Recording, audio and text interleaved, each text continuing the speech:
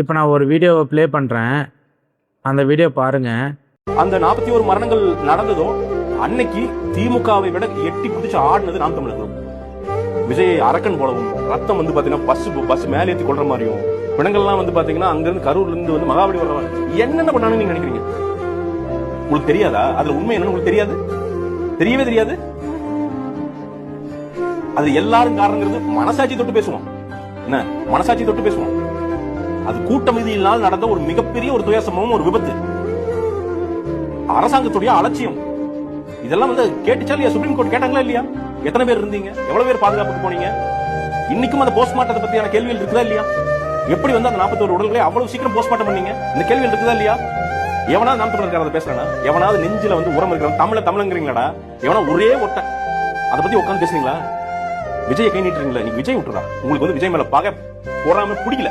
ஏன்னா 15 வருஷம் குத்த வச்சு உட்காந்துருக்கீங்க. உங்களால டெபாசிட்டே வாங்க முடியல. சரியா? அதனால வேற வழியே இல்ல. அவர் வந்து நின்று மக்களுக்காண்டி உண்மையா நிக்கிறார். அதனால வந்து மக்கள் தூக்கி அரியணை வந்து கொடுத்துருக்கான். அது தப்பு ரைட்டுங்கிறத அப்புறம் பார்ப்போம். கொடுத்தான் அவர் நீங்க சிஎம். அவர் அந்த பொறாமையில உட்காந்து விஜய் ஆப்போசிட் பண்ணீங்க. அந்த 41 பேர் குடும்பம் உங்களுக்கு என்னடா பாவம் பண்ணுச்சு கேட்கிறேன். அந்த கரூர் குடும்பம் உங்களுக்கு என்னடா பாவம் பண்ணுச்சு? என்ன இப்ப அரசு வேலையில் இருக்கிறவங்க பூரா அரசு வேலையை பர்ஃபெக்டா பண்ணி அந்த சம்பளத்துக்கு பர்ஃபெக்டா இருந்தா இந்த 41 பேர் போய் தான் அந்த அரசு வேலையை பூரா எடுத்துட்டு போறானா? என்னைக்காவது இத்தனை லட்சம் பேர் இருக்காங்களா? அது அரசு அதிகாரி நிறைய பேர் ஊழல் சுத்திட்டு இருக்கானே. என்னைக்காவது ஒரு இந்த சிஸ்டம் ரிஃபார்ம் பண்ணணும் என்னைக்காவது ஒரு கேஸ் போட்டுருக்கீங்களா? ஹைகோர்ட்ல சுப்ரீம் கோர்ட்ல எவனா ஒரு கேஸ் போட்டுருக்கீங்களா?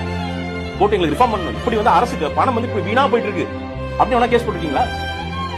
அதெல்லாம் பண்ண மாட்டீங்க. இங்க அந்த 41 பேர் கிடைச்சிருச்சுன்னா என்ன பண்றது அப்படின்னு என்ன மைலேஜ் இதுல வரப்போகுது? என்ன பொலிட்டிக்கல் மைலேஜ் இதுல வரப்போகுது? மக்கள் நான் அடி முட்டாள 41 பேருக்கு வந்து வேலை கொடுத்துருந்தேன், கரூர் மொத்தம் தூக்கி அப்படி தாவேக்காக்கு வந்து ஓட்டு போட்டுருவேன், அவ்வளவு அடி முட்டாள